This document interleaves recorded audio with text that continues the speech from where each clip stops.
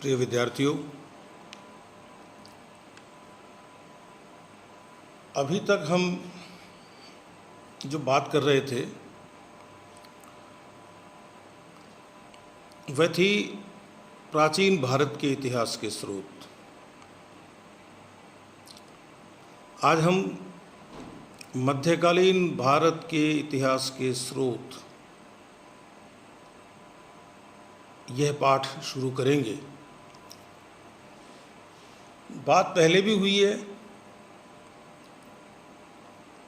और आज फिर बता देता हूँ कि इतिहास का ये काल विभाजन, प्राचीन भारत का इतिहास, मध्यकालीन भारत का इतिहास, आधुनिक भारत का इतिहास,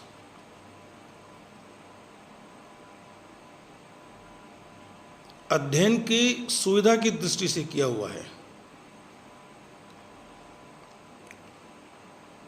ऐसा नहीं है कि आप जिसे मध्यकालीन इतिहास कह रहे हैं उसका कोई स्रोत और हमारे प्राचीन इतिहास की जानकारी न बढ़ाता हो। संभव है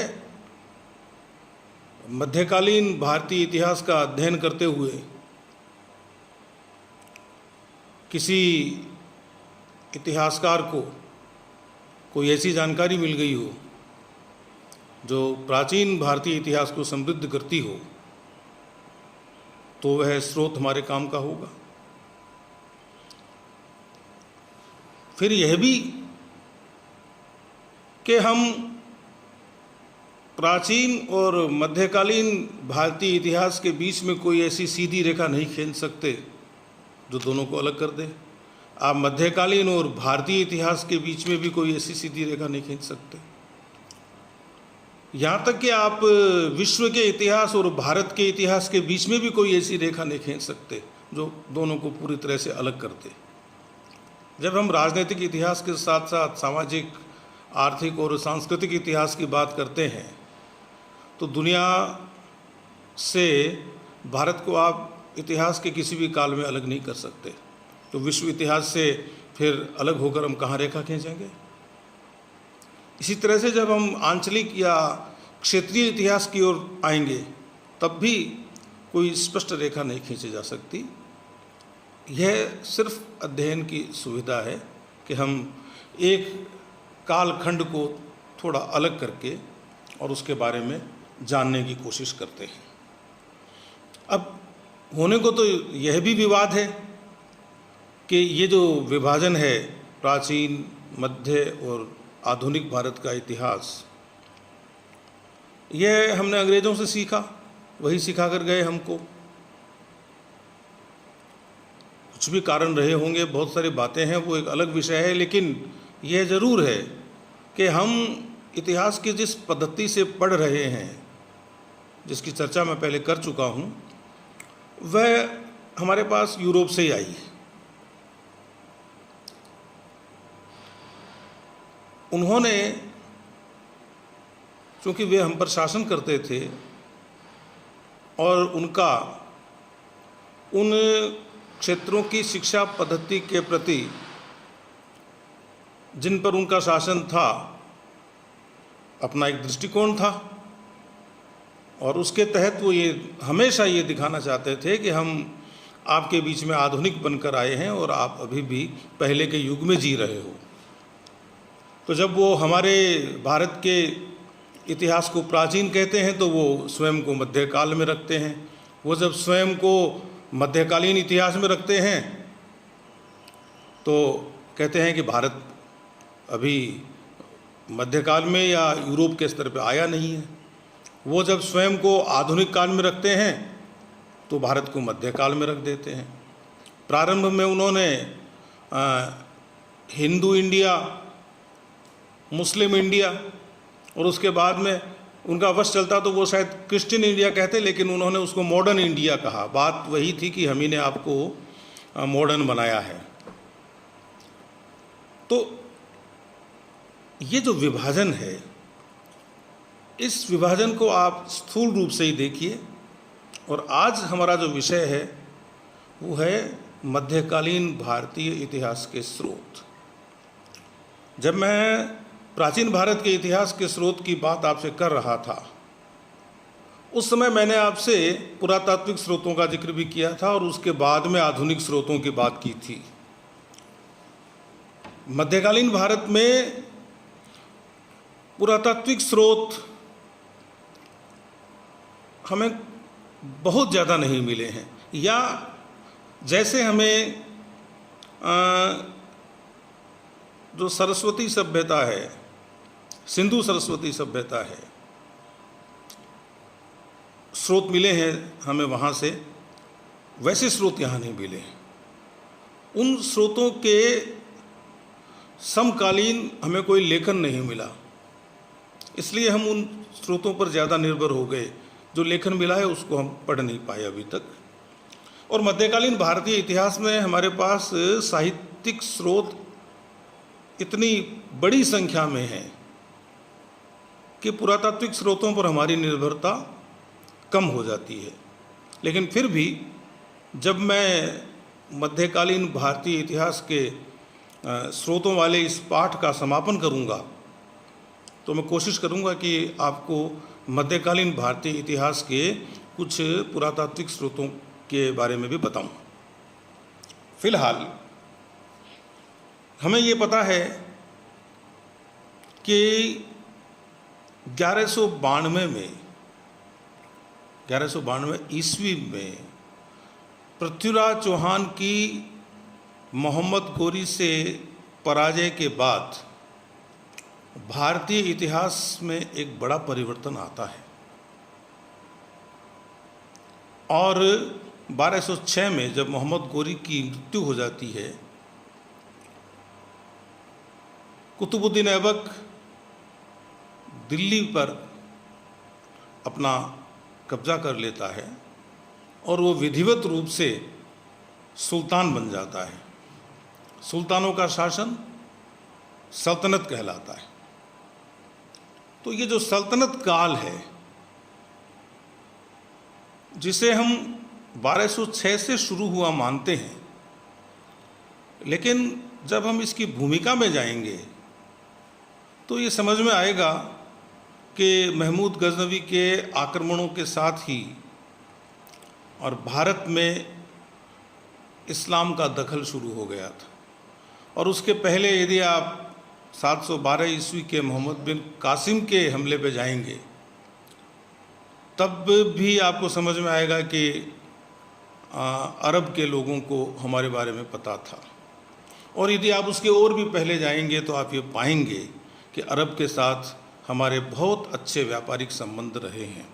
इसलिए ये तो हम कह नहीं सकते कि हमारा कोई उस क्षेत्र से, जिस क्षेत्र से इस्लाम के प्रतिनिधि यहाँ आए थे, कोई ताल्लुक़ नहीं था, कोई संपर्क नहीं था। वो संपर्क व्यापारिक संपर्क से और किस तरह से बाद में राजनीतिक संपर्क में बदल गया, और राजनीतिक संपर्क का भी वह स्वरूप जिसमें महमूद गजनवी लुटेरा दिखाई क्या देता है, लुटेरा ही वो था। उसके बाद में कब कुतुबुद्दीन ऐबक के 1206 ईस्वी में अपने आप को सुल्तान बना लेने, घोषणा में थोड़ी बहुत आगे पीछे हो जाती है, 4-6 महीने उनको अनुमति लेनी पड़ती थी खलीफा, वो एक अलग विषय है, उसकी बात बाद में करेंगे। फिलहाल ये है कि 1206 से सल्तनत काल भारत में प्रारंभ हो जाता है। और सल्तनत काल के जो लेखक हैं वे या तो अरबी भाषा में लिखने वाले हैं या वो फारसी में लिखने वाले हैं, और आगे जाके उर्दू की बात भी हम करेंगे।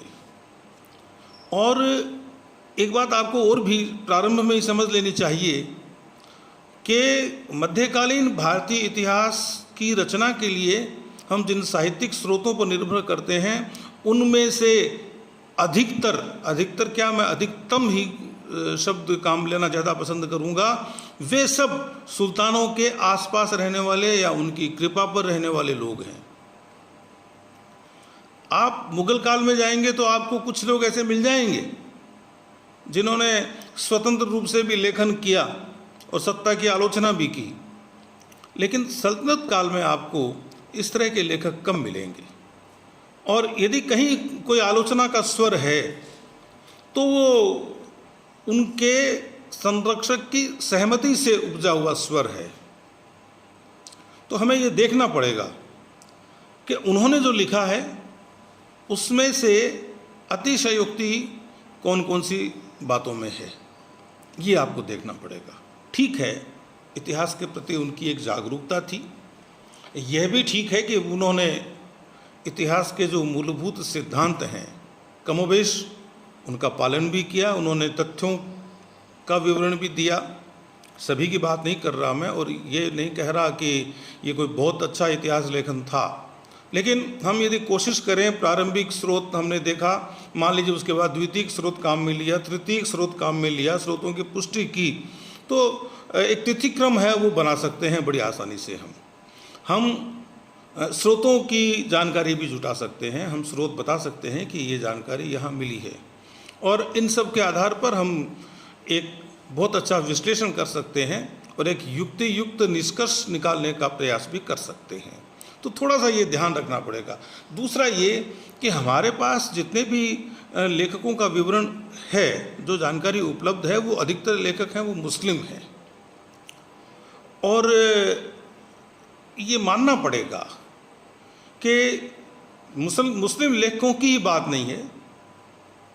उस ज़माने में चाहे जो भी लेखक हुआ हो, उसकी अपनी कोई धार्मिक दृष्टि हो सकती है, उसका अपना कोई मजहबी दृष्टिकोण हो सकता है, और उनका लेखन है, उन्होंने अपने हिसाब से लिखा। अभी हमारा काम है कि हम उस दृष्टिकोण से अलग होते हुए चीज़ों को कैसे समझें।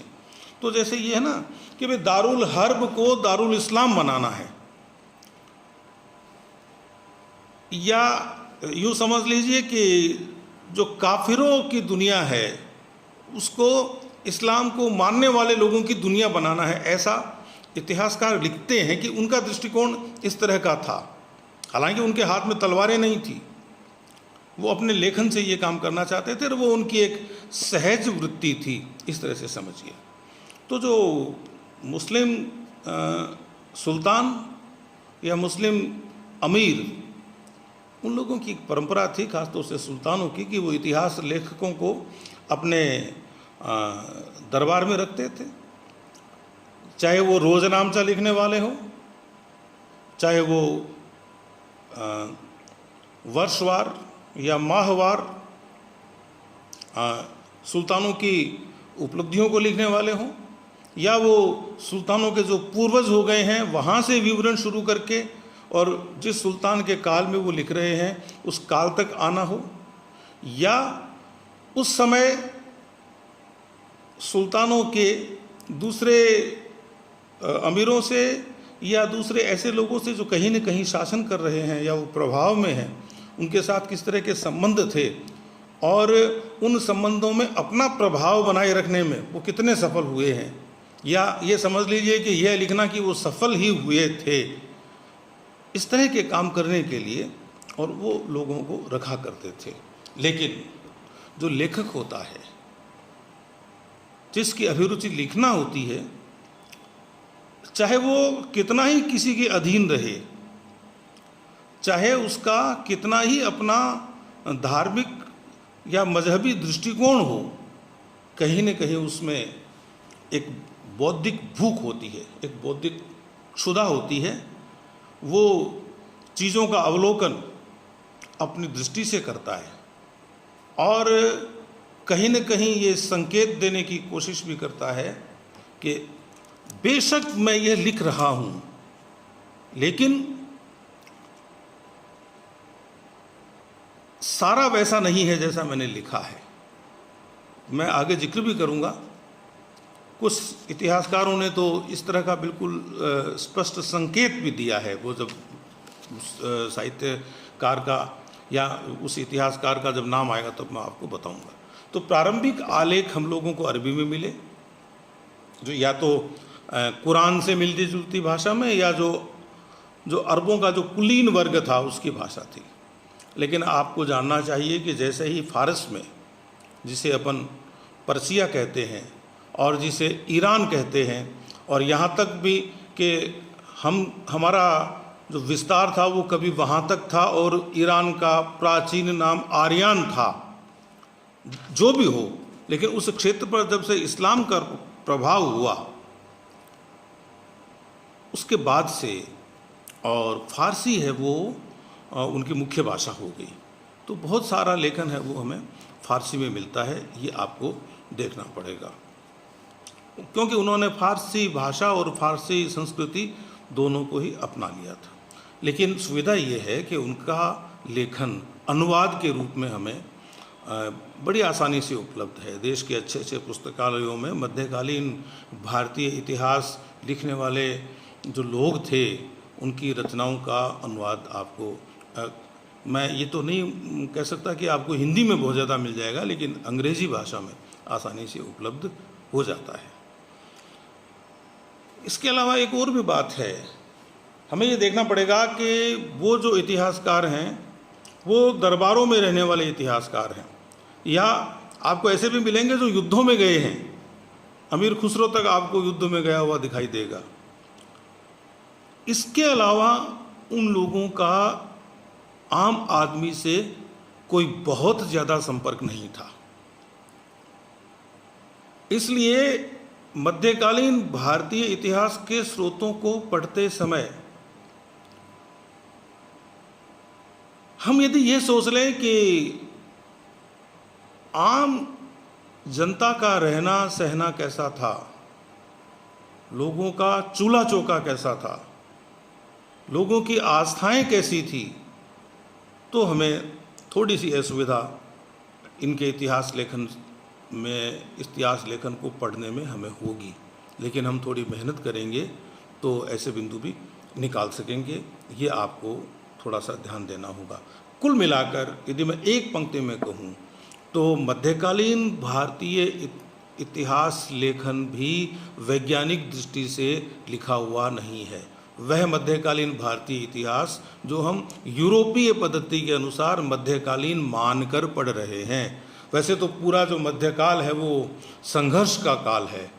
कुछ लोग उसे संघर्षकालीन इतिहास भी कहने लगे हैं, भारतीय इतिहास का संघर्ष काल भी उसको कहने लगे हैं, लेकिन वह एक अलग विषय है।